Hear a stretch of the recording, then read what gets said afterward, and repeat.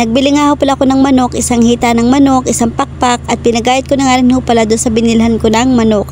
Naggayat na rin ho ako dyan ng patatas, carrots, sibuyas, bawang at siling mahalang. Dahil nakanda na nga ho pala yung aking lulutuin ay nagsalang naman ho ako din ng kawali.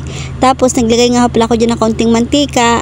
Kapag nga ho pala mainit na, ilalagay na ho natin na rin sibuyas at bawang, tapos siling mahalang. Kapag nga ho pala brown na, atin naman hong ilalagay aring mga manok. Sa pagluluto nga ho pala ng chicken curry, hindi ko nga ho pala lang kung naglalagay ng luya. Siya pa comment na lang ho kung kayo naglalagay ng luya kapag nga ho pala kayo nagluluto ng chicken curry. Tapos maglalagay naman ho tayo dyan ng pampalasa ng asin, umami at paminta. Tapos haluin lang ho natin ng mabuti. Kapag nga ho pala rin nasangkot siya na ho natin, ay maglalagay naman ho tayo ng gulay, ari nga ho palang carrots at patatas. Tapos maglalagay nga ho pala tayo ng kaunting tubig. Atin muna nga ho palang tatakluban para ho mabilis lumambot yung ating manok tapos yung patatas. Kapag nga ho pala medyo kakaunti na ho yung sabaw, ilalagay na ho natin aring powder na chicken curry.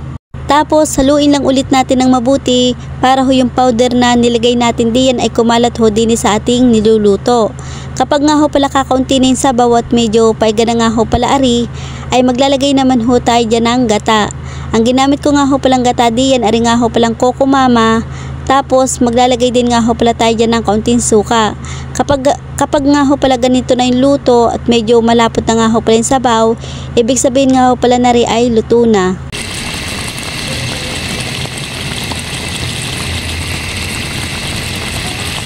Dahil luto na nga ho pala rin mga kalinggit, atin na nga ho palang hahanguin din sa kawali.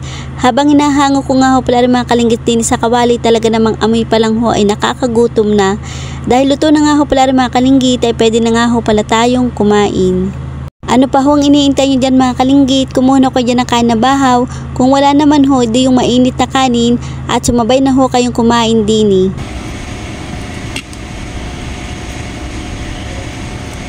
Kain tayo mga kalinggit, ang ulam po ay chicken curry.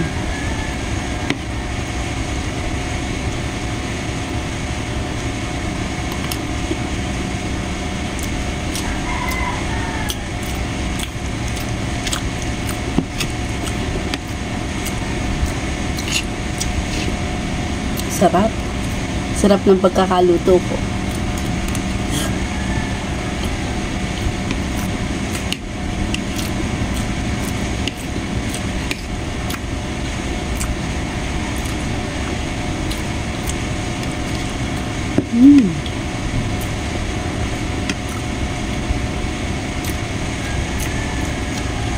Bye.